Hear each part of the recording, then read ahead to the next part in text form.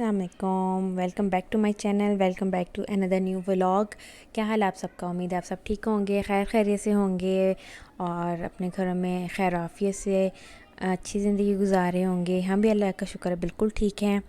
तो जैसा कि आप देख रहे हैं कि आज बच्चों की जो है रूम की क्लीनिंग हो रही है और बच्चों के रूम का टूर भी है। मैंने सोचा आपके साथ ही मैं सफाई करती हूँ, आपको दिखाती हूँ बच्चों की रूम की क्लीनिंग कैसे करते हैं।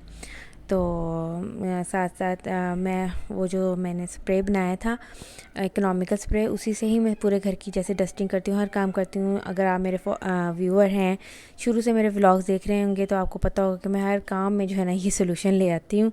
और अगर जो मेरे नए सब्सक्राइबर उनको नहीं पता है इस सोल्यूशन के बारे में तो मैं आप डिस्क्रिप्शन बॉक्स में उसका लिंक दे दूँगी कि मैं आखिर मैजिकल सोल्यूशन कहती किसे हूँ और उससे ही क्यों डस्टिंग करती हूँ पूरे घर की। तो ये जी शेल्फ़ है, एक शेल्फ़ जो है वो मेरे बेटे मोहम्मद निहान का है और ये दूसरा शेल्फ़ जो है ये मेरी बड़ी बेटी अनाया का है।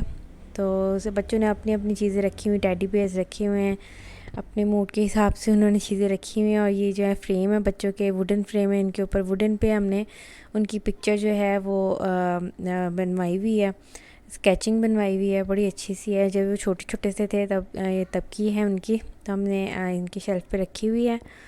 तो अब ये है कि मैंने सोचा कि आपके साथ मैं किड्स का जो है अपना रूम शेयर करूं और एक आध नए आइडियाज़ भी आपके साथ शेयर करूं कि हमने ये बच्चों का रूम जो है कैसे बनवाया था। जैसे कि आपने देखा होगा मेरे अक्सर व्लॉग में कि शेल्फ्स जो हैं वो हम खुद ही बनाते हैं घर में, मतलब हम कटिंग करवा के ले आते हैं और ख़ुद उनको असेंबलिंग करते हैं।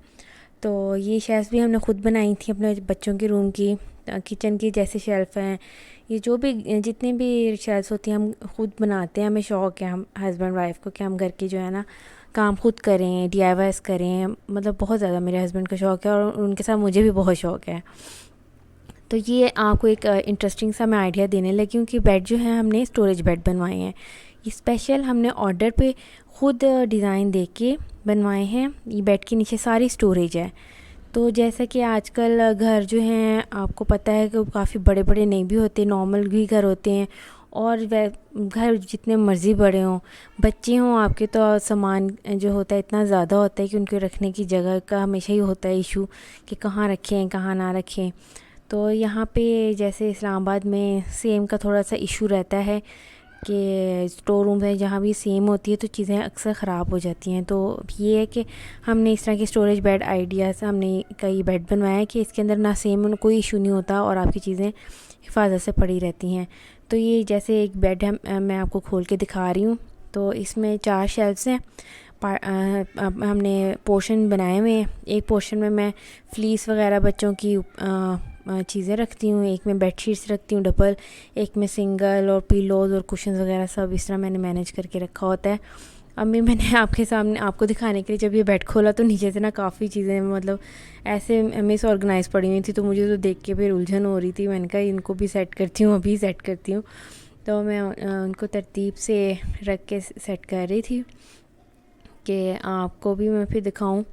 और उसके बाद फिर मैं बच्चों के रूम की जो है बेडशीट्स काफ़ी गंदी हुई थी, उनको चेंज करने लगी थी। चलें जी, यहाँ पे मैं आपके साथ एक टिप जो है वो शेयर करती हूँ, ये कि आपने जब भी सिंगल बेड हो या डबल बेड हो उसकी बेडशीट बिछानी हो तो उसके नीचे आपने एक शीट लाजमी बिछानी है, एक एक्स्ट्रा बेडशीट लाजमी बिछानी है। उससे क्या होता है कि आपकी बेडशीट बहुत सफाई से बिछती है और बिल्कुल भी नहीं हिलती है।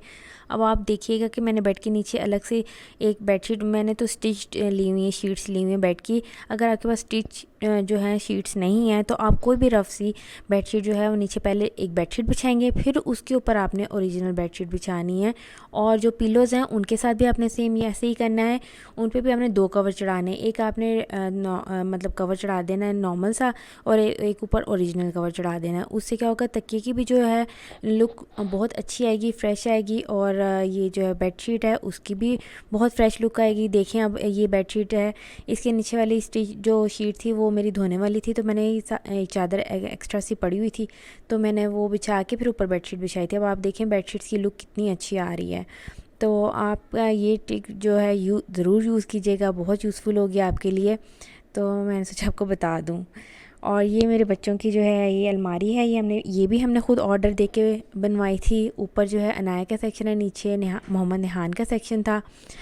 तो और ये टेबल्स जहाँ जैसे कि आप देख रहे हैं ये भी हमने ख़ुद बनवाए हैं और नेट से जो है हमने डिज़ाइन देखा था और इसकी मेजरमेंट्स हमने ख़ुद दी थी और फिर ये हमने बनवाया था ख़ुद अब ऑर्डर दे के। और ये इस तरह की टेबल हैं कि ये बाहर एक हिस्सा जो है बाहर भी आ जाता है और ड्रॉज भी ये 2 बनवाए हैं और खुले खुले बड़े हैं कि बच्चे जो है छोटी क्लास लेके बड़ी क्लास तक इस पे बैठ के पढ़ सकें।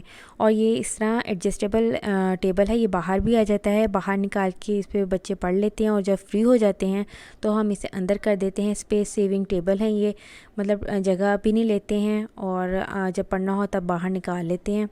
तो साथ में इनकी चेयर्स हैं, फोल्डिंग चेयर्स हैं, मतलब ये भी एडजस्ट हो जाती हैं, ऊपर नीचे हो जाती हैं चेयर्स अब आपकी अकॉर्डिंग टू हाइट आपने जैसे इसको रखनी हो।